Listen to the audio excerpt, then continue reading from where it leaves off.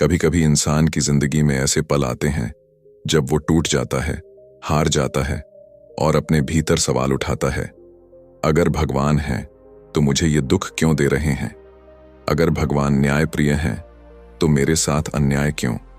यही सवाल धीरे धीरे गुस्से में बदल जाता है और कुछ लोग कह बैठते हैं, अब तो भगवान को ही खत्म कर देना चाहिए। पर असल सवाल यह नहीं है कि भगवान को मारना चाहिए या नहीं। सवाल यह है कि क्या भगवान को कभी मारा जा सकता है? हिंदू धर्म कहता है भगवान कोई शरीर नहीं है, वो कोई मूर्ति नहीं है जिसे मिटाया जा सके। भगवान तो एक चेतना है, एक अनंत शक्ति जो हर जीव में, हर कण में व्याप्त है। भगवान सूर्य की तरह हैं, चाहे तुम आंखें बंद कर लो पर वो चमकना बंद नहीं करते। जो भगवान को मिटाने की सोचता है वो असल में अपनी आस्था को मिटा देता है। भगवान को मारना मतलब अपने भीतर के प्रकाश को बुझा देना, अपने ही अस्तित्व को खत्म कर देना। सोचो, अगर इंसान भगवान को मिटा दे तो बचेगा क्या? न धर्म रहेगा, न सत्य, न करुणा। क्योंकि भगवान सिर्फ मंदिरों में नहीं है, वो तो हमारे कर्मों में बसते हैं। जब कोई सत्य बोलता है वहां भगवान है, जब कोई भूखे को खाना देता है वहां भगवान है, जब कोई अपने अहंकार को छोड़ देता है वहां भगवान है। तो क्या हम इन्हें मार सकते हैं? नहीं, कभी नहीं। महाभारत में दुर्योधन ने धर्म को मिटाने की कोशिश की थी। सोचा कि अगर पांडवों को खत्म कर दूं तो धर्म समाप्त हो जाएगा। पर धर्म तो अजर अमर है। जिसने धर्म को मिटाने की कोशिश की वही स्वयं मिट गया।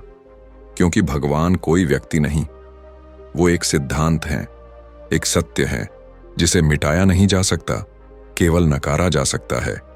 और जो भगवान को नकार देता है वो खुद अपने भीतर के ईश्वरत्व से दूर चला जाता है। रामायण में भी यही हुआ। रावण ने सोचा कि अगर मैं श्री राम को मार दूं तो मैं सबसे बड़ा हो जाऊंगा। पर राम कोई शरीर नहीं थे, वो तो मर्यादा के प्रतीक थे। रावण ने जिस भगवान को मारना चाहा उसी के चरणों में जाकर अंत में मुक्ति मांगी। यही सत्य है, भगवान को कोई मार नहीं सकता, क्योंकि भगवान वही हैं जो अंत में मुक्ति देते हैं। भगवान को मिटाने की बात करने वाला व्यक्ति दरअसल भगवान से नहीं, अपने जीवन से नाराज होता है।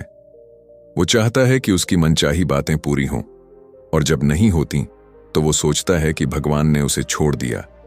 पर भगवान कभी नहीं छोड़ते। वो तो हमें परखते हैं, हमें मजबूत बनाते हैं।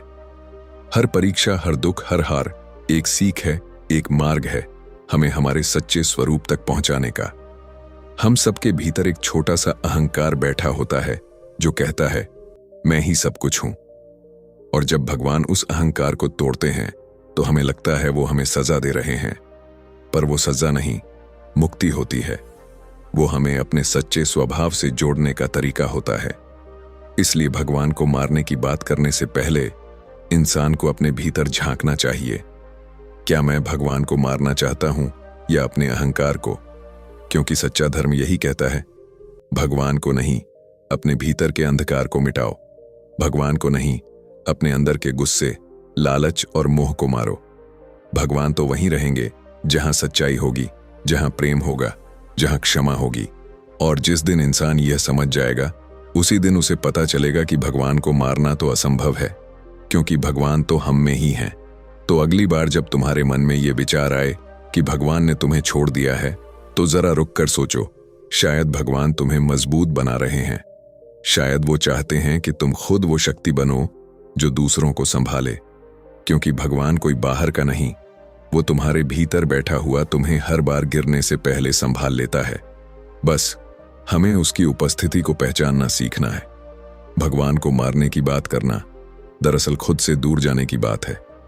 भगवान को अपनाना खुद को जानने की शुरुआत है। और जब इंसान अपने भीतर के भगवान को पहचान लेता है तो फिर उसे कोई डर नहीं रहता, कोई अंधकार नहीं रहता। क्योंकि तब वो जान जाता है भगवान को कोई मार नहीं सकता, क्योंकि भगवान ही जीवन है और जीवन कभी नहीं मरता।